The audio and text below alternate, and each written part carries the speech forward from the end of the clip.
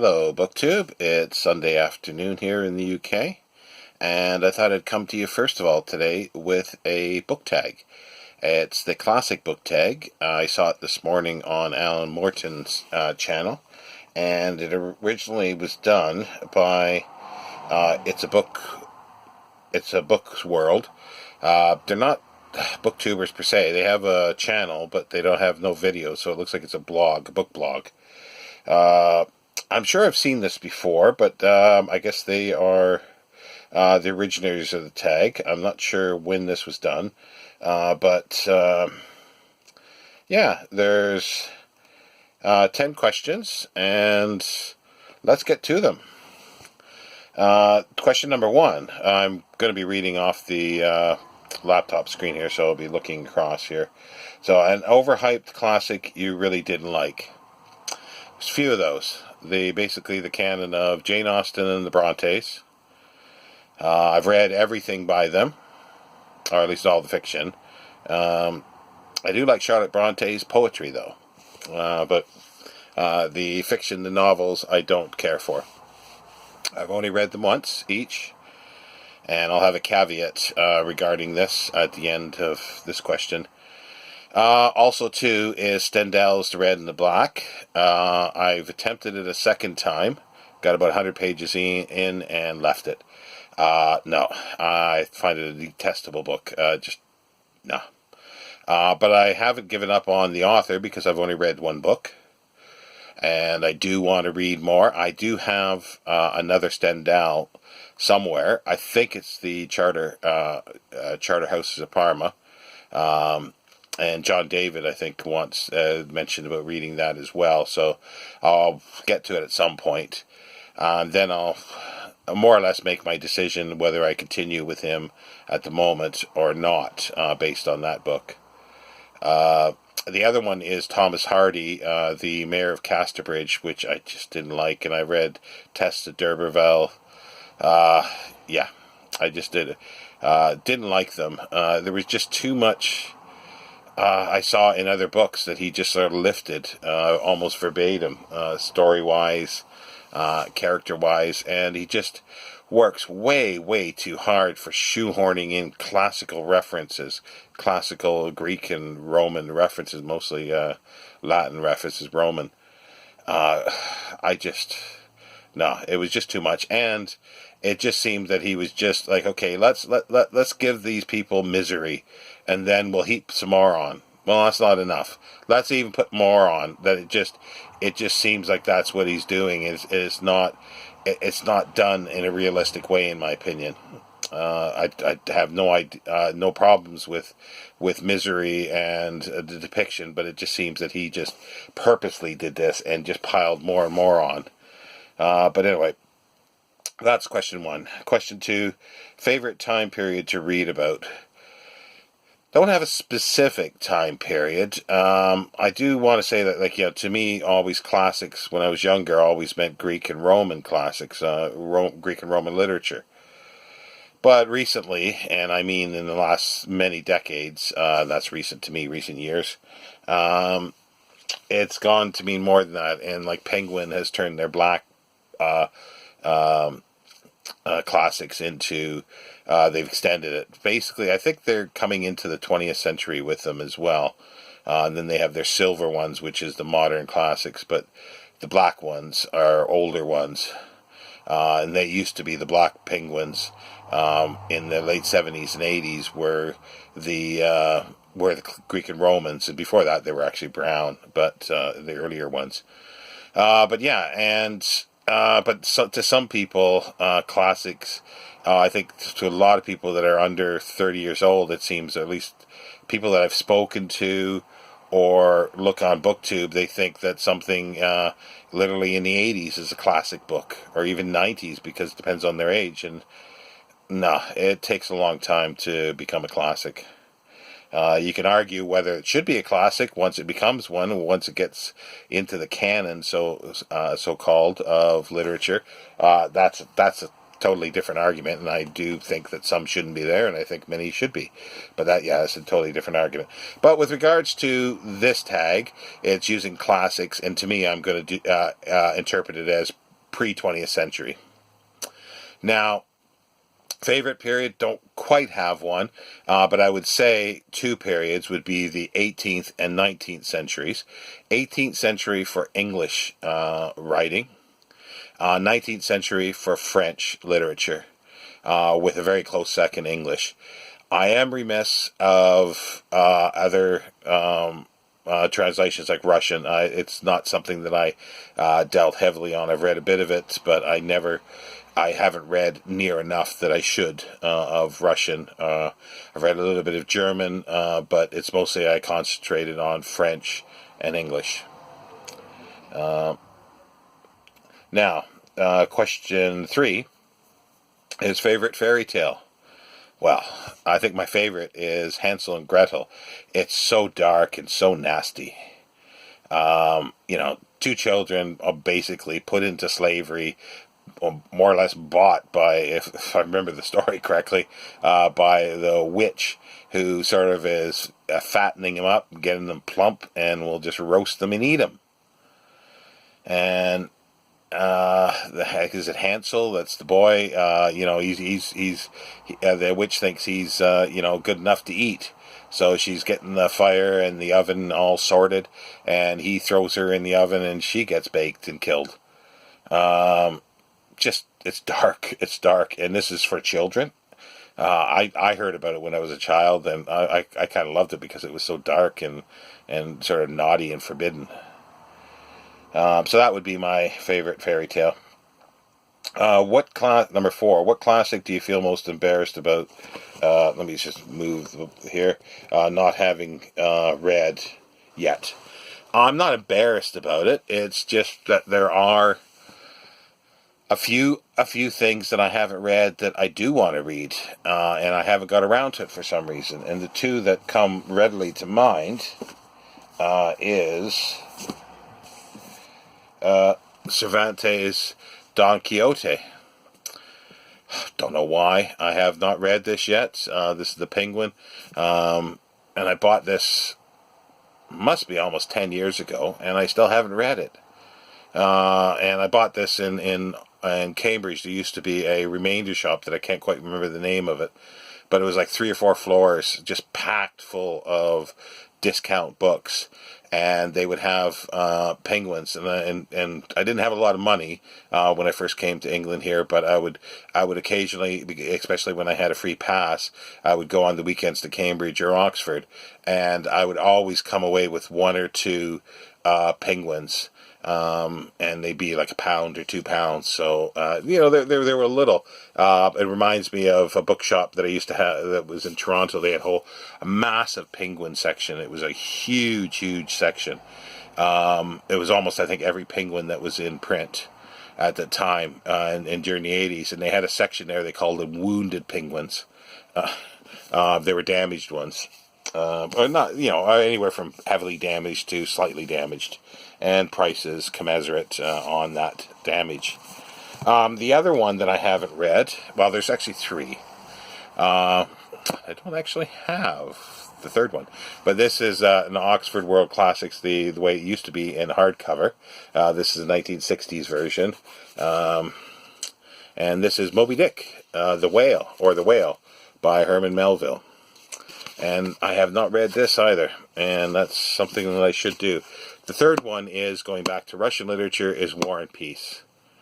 Or actually, you can pick any. I did finally read, well, I got halfway through, and there's a few books that I get halfway through, and something happened in my life and I never finished them. But it was Dostoevsky's Crime and Punishment, which I thoroughly enjoyed. I read half of it. And I thoroughly enjoyed it, and I do want to get back to it as well. Question 5, top 5 classics you would like to read soon. One's a reread, but there's new translations of Alexander Dumas' Three Musketeers, and this by Lawrence Ellsworth. And he's going to be translating, at least the idea is, the whole Three Musketeers cycle, which is just massive.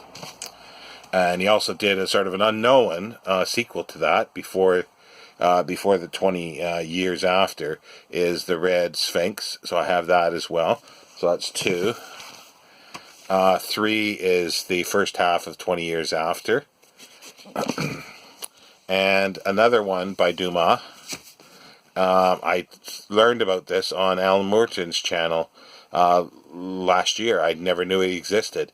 And I immediately went online and bought a copy, and I got this one from Hey on Why bookseller, and I'm just was surprised at the condition, because it was, I think, just over £7, and it's practically a new copy and cheaper than the paperback. So I was very, very pleased with that. The other one that I would like to get to, well, I've attempted it twice, and I am determined it will not beat me. Is Clarissa, or The History of a Young Lady by Samuel Richardson. It's an epistolary novel, so it's all letters, but it's massive. It's over 1,500 pages, footnotes. Now, this is a large penguin. Here's the normal-sized penguin, so you can see how much bigger it is. And I've attempted it a few times, but it was always in the wrong time in my life. I attempted it in Canada. I had a really beat-up copy that I bought at a book sale for like nothing, I think, like probably 25 cents or something like that. And I didn't get very far into it, maybe a couple hundred pages. And then I bought this at the Remainder Place again in Cambridge, and I started again immediately. But again, it was just the wrong time, because I lost the job that I had. So it just had too many upsets in my life, so that's just been put aside. But again, I've had this for 8 to 10 years. So those are the 5. Number 6.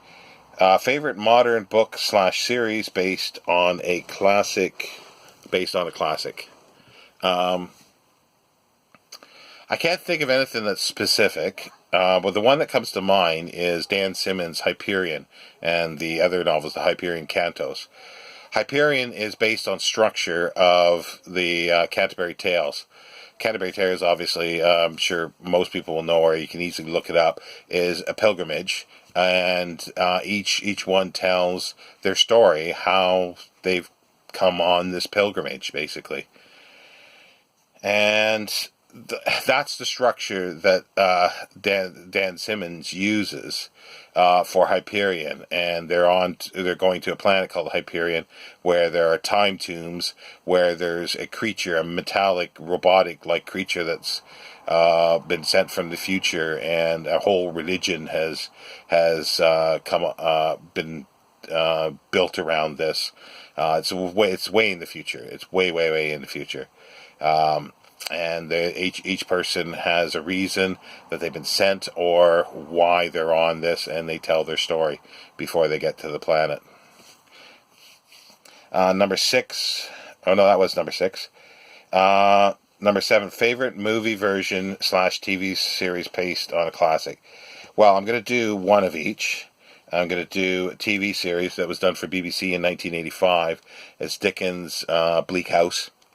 It's with Diana Rigg as Lady Dedlock, and Denham Elliott, which he's a fabulous actor, in my opinion, is John Jarndyce. And there's just many other actors in there. I think this is the best adaptation of Bleak House that I've seen.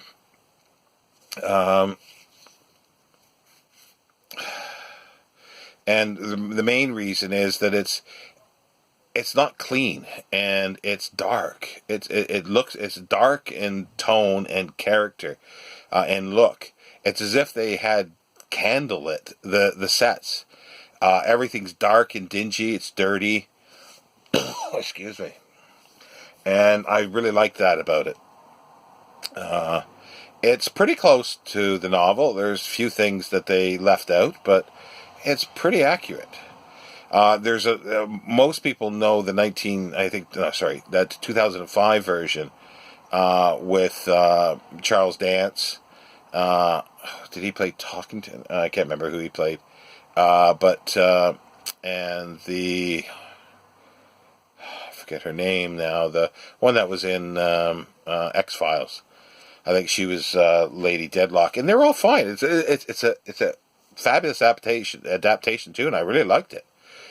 But again, it's too bright. There's too much light in it. Everything is just spick and span, as if they polished the sets. It's too clean. It's too clean.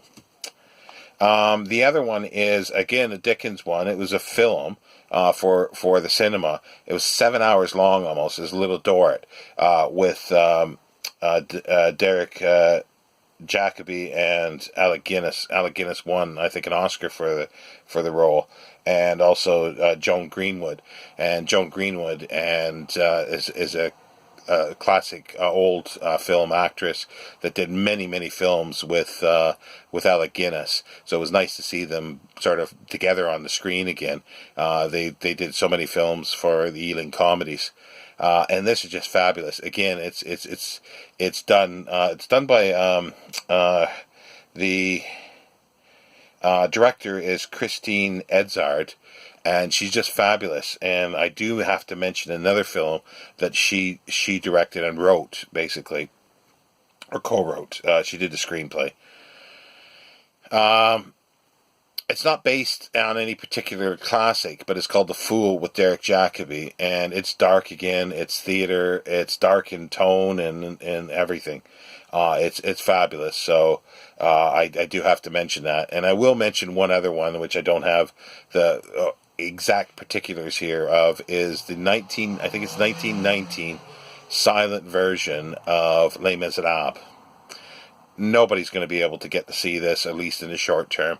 I have, because it was played at South Bank with live piano accompanied by Neil Brand, who's a fabulous silent film accompanist and writer. And it's about 6 hours long. So yeah, it's with a few breaks, but it's probably the best adaptation of Les Miserables that there has been. And I've seen almost every one, or most of them. So yeah, so let's get back to the question. So that's enough diversion. Worst classic to movie adaptation, that's number 8. I don't have anything in particular, but I do have one bugaboo, is that when they bring in modern sensibilities for class, society, race, gender, whatever, and they bring in modern sensibilities to all that, and it just doesn't work. Leave it out. If you want, it's like create another story, write another story that could, in some ways could surpass the one that you're trying to butcher. In other words, it's like don't fiddle with it. Do something different. Number 9, favorite editions you would like to collect more classics of. Well, obviously the Black Penguins and the Oxford World Classics are perfect, but also the Folio Society do some nice ones. Here's an example of Mary Shelley's The Last Man, with, I always get his name wrong, Caspar David Friedrich's paintings, and it's throughout his paintings. And they're well made. They are cloth, they're sewn, they're on acid-free paper, usually very nice paper. It has been mentioned by another booktuber, Andrew B, about, and I've thought that too, it's they don't stamp the titles into the cloth. It's just printed on. It's basically, it's just printed on like this is. It's a print. It's a silk printing. I would assume. I don't know what they use, but they rub off, and it's nicer to have it actually like a stamped into the cloth, and it makes it just feel nicer as well, that you can feel the embossed lettering. Number 10, an underhyped classic you'd recommend to everyone. Yes, Rabelais. Francois Rabelais' Gargantua and Pantagruel. Big book, written in the 1500s, I think it is, if I remember right. 1500s. And it's just a romp. And like in Rabelais, introduction, sort of, or preface, he just says, sit back with several pints of ale, and you're in for one hell of a romp. I'm paraphrasing, but that's basically it. Just a wonderful book. I've read it twice now. This was the second time I read it, and this was again from one of the bargain remainders from Cambridge.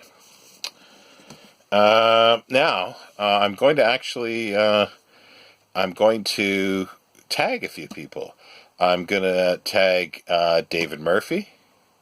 I'm going to tag Amy at the Dusty Bookshelf. If you haven't done it, there's a possibility you might have done it, because I recollect seeing something like this somewhere. So and that would be where I probably saw it. But anyway, if not, if you want to do it, then please do. John David, Faith at Faith&Books, and I think I'll leave it there with 4. So I'll be back in a little while with, I got 3 more shelves to do of the poetry, and back with an essay tonight. Take care, BookTube.